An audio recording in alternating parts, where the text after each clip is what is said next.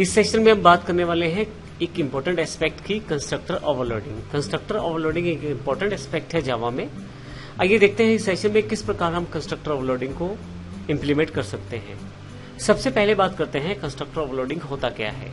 यदि आप अपनी एक क्लास में एक से ज्यादा कंस्ट्रक्टर को इस्तेमाल करते हैं तो उसे कंस्ट्रक्टर ओवरलोडिंग कहा जाता है। इन सब में नाम एक जैसा ही रहता है, क्योंकि कंस्ट्रक्टर का नाम एक क्लास वाला नाम ही होता है, तो आप एक ही नाम को बार बार प्रयोग करते हैं जैसा इस बॉक्स में दिखाया गया है।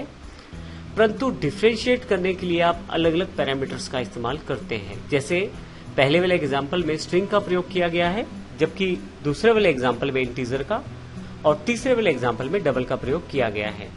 तो जब हम एक से ज्यादा कंस्ट्रक्टर प्रयोग करते हैं तो डिफरेंट पैरामीटर का इस्तेमाल करते हैं, तब हम इसे कंस्ट्रक्टर ओवरलोडिंग कहते हैं। कंपाइलर ऑटोमेटिकली आपके कंस्ट्रक्टर को डिफरेंशिएट कर देता है पैरामीटर्स के आधार पे।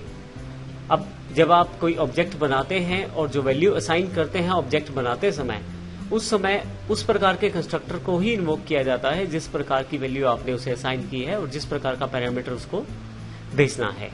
इसको हम प्रैक्टिकल कॉन्सेप्ट के रूप में समझते हैं, कंस्ट्रक्टर ओवर एग्जाम्पल डॉट जावा के रूप में। आइए देखते हैं प्रैक्टिकली हम किस प्रकार इसको इम्प्लीमेंट कर सकते हैं।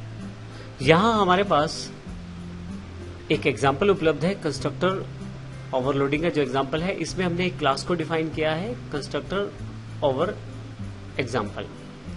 इसी नाम से हमने काफी सारे कंस्ट्रक्टर बनाए हैं। ये पहला कंस्ट्रक्टर है जो डिफॉल्ट कंस्ट्रक्टर है, जिसमें हमने किसी भी तरह का कोई पैरामीटर पास नहीं किया। दूसरा कंस्ट्रक्टर है हमारे पास, यहाँ जगह की रिक्वायरमेंट ज्यादा है तो मैं इसे मैक्सिमाइज कर लेता हूँ ताकि हमें क्लियर दिखाई दे। दूसरा कंस्ट्रक्टर जो हमारे पास है उसमें हमने एक स्ट्रिंग असाइन किया है पैरामीटर के रूप में और फिर उसकी वैल्यू को प्रिंट भी करवाया है। तीसरे कंस्ट्रक्टर में हमने एक वेरिएबल पास किया है इंटीजर a, और यह पैरामीटर डिफरेंट है क्योंकि पहले वाले में किसी तरह का कोई पैरामीटर नहीं था, दूसरे में स्ट्रिंग था, तीसरे में इंटीजर है, तो तीनों इस वक्त अलग अलग हैं। फोर्थ वाले में हमने डबल का प्रयोग कर लिया है, तो सबकी वैल्यूज को उन कंस्ट्रक्टर्स में ही प्रिंट करवाया गया है। फाइनली एक मेथड भी ले लिया है हमने, पब्लिक वॉइड कंस्ट्रक्टर। अब यहाँ ध्यान रखिएगा मेथड किस प्रकार से है, क्योंकि हमने यहाँ डेटा टाइप डिफाइन कर दिया है वॉइड, इस कारण से इसे मेथड डिक्लेयर किया गया है। अगर ये डेटा टाइप ना हो तो फिर इसे कंस्ट्रक्टर माना जाता। आइए देखते हैं हम इसको प्रयोग किस प्रकार से कर सकते हैं। पब्लिक स्टैटिक वॉइड मेन में हमने जैसे ही पहला ऑब्जेक्ट बनाया और यहाँ इन ब्रैकेट्स को खाली छोड़ दिया तो हमारे पास पहला जो कंस्ट्रक्टर है वो एग्जीक्यूट होगा। इसी तरह से जब हमने दूसरा ऑब्जेक्ट बनाया और उसमें स्ट्रिंग पास कर दिया तो ऑटोमेटिकली कंपाइलर को पता लग जाएगा कि स्ट्रिंग वाला कंस्ट्रक्टर कौन सा है और फिर इसको एग्जीक्यूट किया जाएगा। फिर हमने एक तीसरा ऑब्जेक्ट बनाया जिसमें हमने एक इंटीजर वैल्यू पास की। अब की बार इंटीजर वाला कंस्ट्रक्टर एग्जीक्यूट होगा। और नेक्स्ट ऑब्जेक्ट बनाने पे हमने एक डेसिमल वैल्यू दी है जो कि डबल को रिसीव होगी और यहाँ पे इस कंस्ट्रक्टर को ऑटोमेटिकली कॉल किया जाएगा इस ऑब्जेक्ट के साथ। ये तो सभी ऑब्जेक्ट्स थे। फिर हमने पहले वाले ऑब्जेक्ट के साथ एक मेथड को कॉल किया है जो कि क्लास के नाम जैसा ही मेथड है। डिफरेंशिएट इसलिए हमने कर लिया क्योंकि हमारे पास यहाँ डेटा टाइप दी हुई है, तो यहाँ पे हमने सभी को एग्जीक्यूट किया है कॉल करके। फाइनली मैं इसे यहाँ पे आके कंपाइल कर देता हूँ अपने प्रोग्राम को और फिर देखते हैं आउटपुट क्या आता है। तो यहाँ यदि आप आउटपुट देखें तो पहला डिफॉल्ट कंस्ट्रक्टर जो था जिसमें कुछ भी हमने असाइन नहीं किया था, दूसरा स्ट्रिंग, तीसरा जो हमारे पास था इंटीजर वैल्यू के साथ था, चौथे वाला कंस्ट्रक्टर डबल वैल्यू के साथ था, फाइनली एक मेथड को भी हमने एग्जीक्यूट किया है।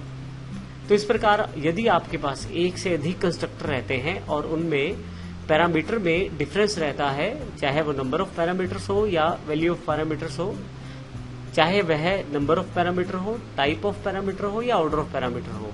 नंबर ऑफ पैरामीटर में एक से अधिक पैरामीटर हो सकते हैं, किसी कंस्ट्रक्टर में एक और किसी में दो भी हो सकते हैं पैरामीटर, तो नंबर ऑफ पैरामीटर का डिफरेंस माना जाएगा। अगर टाइप डिफरेंट है, मान लीजिए किसी में इंटीजर है किसी में स्ट्रिंग है, तो वो भी डिफरेंस माना जाएगा। और अगर ऑर्डर में डिफरेंस है तो भी उसे अलग ही कंस्ट्रक्टर माना जाएगा। मान लीजिए किसी में इंटीजर और स्ट्रिंग भेजने हैं और किसी में स्ट्रिंग और इंटीजर भेजने हैं, तो दोनों केसेस में डिफरेंट माने जाएंगे। पहले केस में पहले इंटीजर और दूसरा स्ट्रिंग पैरामीटर है और दूसरे केस में पहला स्ट्रिंग पैरामीटर है और दूसरा इंटीजर पैरामीटर है। तो इस प्रकार से इन चीजों को हम डिफरेंशिएट करके आसानी से कंस्ट्रक्टर ओवरलोडिंग को इम्प्लीमेंट कर सकते हैं। तो इस सेशन में हमने कंस्ट्रक्टर के रिगार्डिंग यह एक इम्पोर्टेंट एस्पेक्ट को वर्कआउट किया है। तो इस तरह से हमने अभी तक मेथड्स और कंस्ट्रक्टर की जानकारी ली। आगे आने वाले सेशंस में हम एरेज की शुरुआत करेंगे और देखेंगे सिंगल डायमेंशनल एरेज कौन से हैं, डबल डायमेंशनल कौन से हैं और मल्टी डायमेंशनल कौन से हैं, किस प्रकार से हम उनका प्रयोग कर सकते हैं प्रैक्टिकली। धन्यवाद।